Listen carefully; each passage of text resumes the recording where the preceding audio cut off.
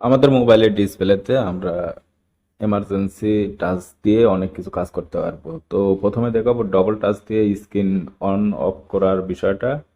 যারা জানেন তারা স্কিপ করতে পারেন, যারা জানেন না তারা দেখতে পারেন। এজন্য মোবাইলের সেটিংয়ে গিয়ে উপরে যে সার্চ বার আছে এখানে আমরা সার্চ করব ডাবল ট্যাপ, এখানে লিখে দেব। লিখলে এখানে অপশন চলে আসবে।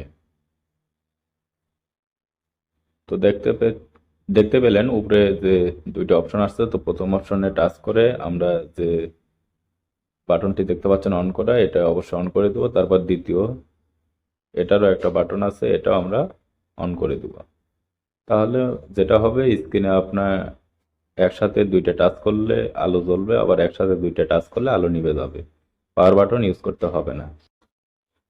এরপর স্ক্রল ডাউন করে একটু নিচে আসলে এখানে একটা অপশন পাবো কনভিনিয়েন্স টুলস, এখানে একবার টাচ করে দেব।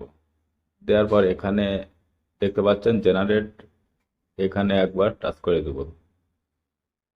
তারপরে দেখতে পাচ্ছেন উপরে সর্বপ্রথম এখানে একবার টাচ করে দেব। তারপর দেখতে পাচ্ছেন এগুলো বাই ডিফল্ট অফ থাকবে, এরকম অফ থাকলে এখানে টাচ করে আপনারা অন করে নেবেন। নেওয়ার পর তারপরে এখানে অনেক অপশন দেখতে পাচ্ছেন। তো একটু আগে যেটা আমরা সার্চ করে পেলাম ওইটা মাঝখানে নিচে 2 নম্বরে আছে, ওইটা তো অন করলে ডবল টাচ দিলে অন হবে। তারপরে দেখতে পাচ্ছেন ড্র জিরো, এগুলো সব বন্ধ করে দিলাম। তারপরে আমি এগুলো যদি অফ করে দিই, তারপরে এগুলোর কাজ কি আমি দেখিয়ে দিচ্ছি। এখানে draw zero to open camera. তো আপনার মোবাইল যদি অফ থাকে এভাবে আপনি ড্র করে জিরো তুলবেন, তাহলে আপনার ক্যামেরা ওপেন হয়ে যাবে। অনেক সময় দেখা যায় এমার্জেন্সি ক্যামেরা দরকার, লক খুলতে খুলতে সময় চলে যায়, তখন আপনি সাথে সাথে এইভাবে ক্যামেরা পেয়ে যাবেন। তারপরের অংশ দেখতে পাচ্ছেন draw V two on flash light. তো ফ্ল্যাশ লাইটের এটা আপনি অন করে দিলে আপনি যখন এখানে ভি তুলবেন তখন অটোমেটিক ফ্ল্যাশ লাইট এখানে চলে আসবে, দেখতে পাচ্ছেন। তো এভাবে অনেক সময় এমার্জেন্সি আমাদের দরকার হয়, আপনারা এই পদ্ধতি অবলম্বন করে সেগুলো হাতের কাছে পেয়ে যাচ্ছেন। শুধু একটু সেটিং করে নেবেন এখান থেকে। তারপরে মিউজিক অ্যান্ড কন্ট্রোল, এটাতে টাচ করলে আপনি মোবাইল ডানে বামে, আমার মোবাইলে মিউজিক নাই, তাছাড়াও কপিরাইটের ভয়ে আমি মিউজিক রাখি না। তো এই অপশনটি অন করে রাখলে আপনি মোবাইল ডানে কি বামে মুভ করালেই গানগুলো পাল্টে যাবে। এছাড়াও স্ক্রিনে ডবল টাচ খারাপভাবে দিলে আপনার গানগুলো পোজ হবে, আটকে যাবে। এইভাবে এভাবে যদি আপনারা মুভ করেন তাহলে গান পাল্টে যাবে।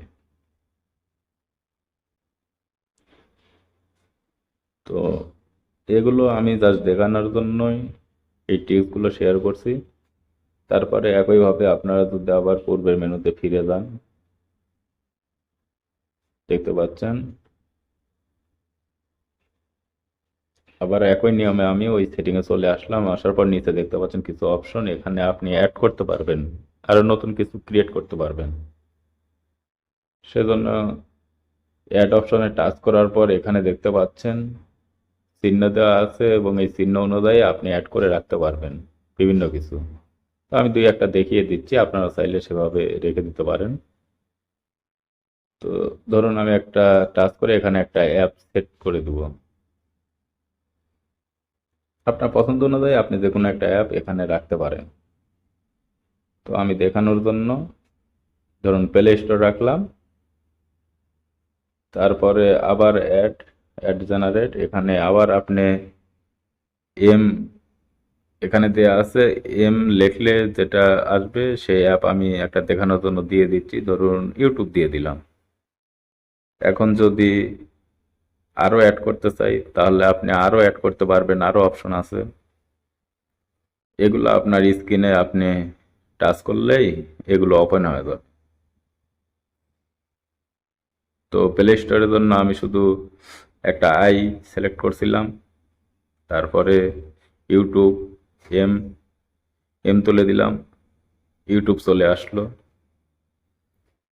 আর অবশ্যই আপনার মোবাইল আনলক থাকতে হবে, বলতে মানে কোনো লক রাখা যাবে না। যদি আপনি লক রাখেন তাহলে শুধু ওপেন হবে, আর লক না রেখে নর্মাল রাখলে আপনি এইগুলো আপনার স্ক্রিনে শো করানো মাত্রই যেগুলো আপনি ক্রিয়েট করে রাখছেন সেই অনুযায়ী কাজ করবে। এখানেই শেষ করছি। আল্লাহ হাফেজ।